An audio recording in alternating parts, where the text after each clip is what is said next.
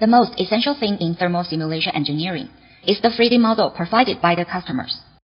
The 3D model will look like this in the thermal simulation software. The middle one is its model, and the outside frame is the size of the solution domain. Let's adjust it to an appropriate size first and avoid running the program for too long. Then we can hide it after adjusting it. Now let's set the material of each part, because the thermal conductivity of each material is different.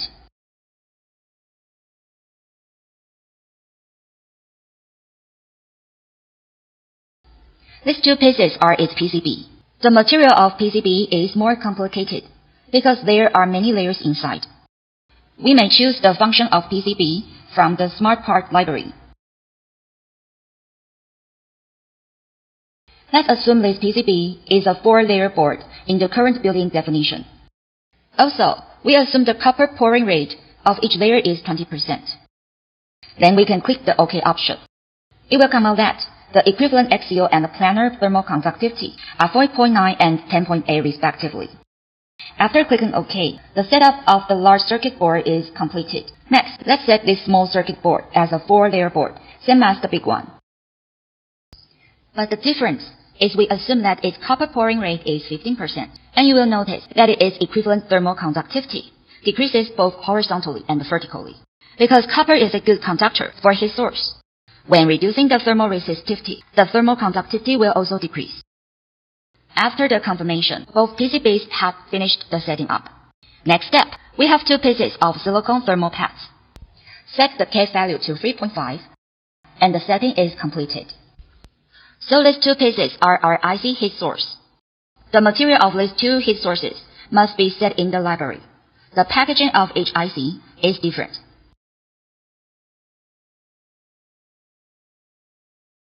We will choose typical QFN packaging method to set its attachments. After completing the click, it has built-in attachments to help us to finish the setup. Next, we have to monitor the heat of the two heat sources.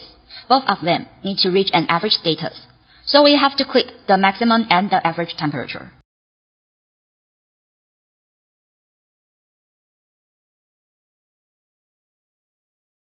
In this way, all materials have been set up. Next, the heat source of the IC. We need to click the IC attachments and set it as an IC. This IC is 3.5 volt, and it is already set up. After the setup is complete, we can start the measure. Before meshing, let's set the numbers of CPUs in the software configuration under Solution Control options. We may set numbers in 8 and make it run faster.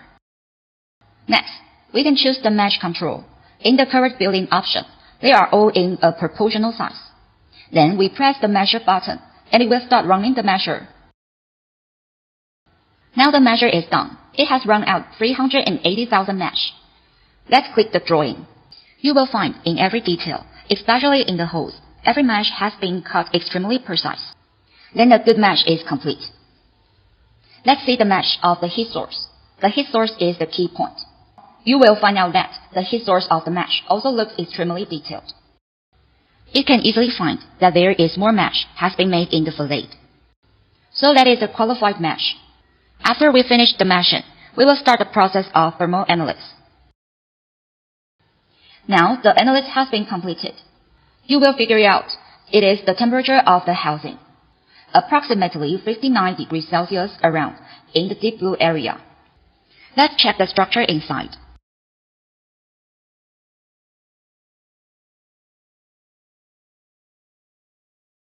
The temperature of the heatsink and PCB are both high. The IC with the highest temperature is 120 degrees.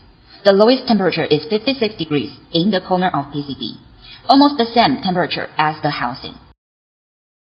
You will figure it out. There are still many ways to make better thermal solution with this prototype. Then we may use the analysis result to make heat dissipation. For cooling down the temperature, that is because 120 degrees is too high for our needs. We can see the temperature of the IC inside is especially red, and it is 121 degrees. This is the completed result of our thermal analysis. Besides the thermal distribution, we can also check the fluid. Then you will know how fluid runs and the distribution is. And also, you can check if the air has truly flowed through the hole we have made or not. These are all points we need to aware when we design the thermal module.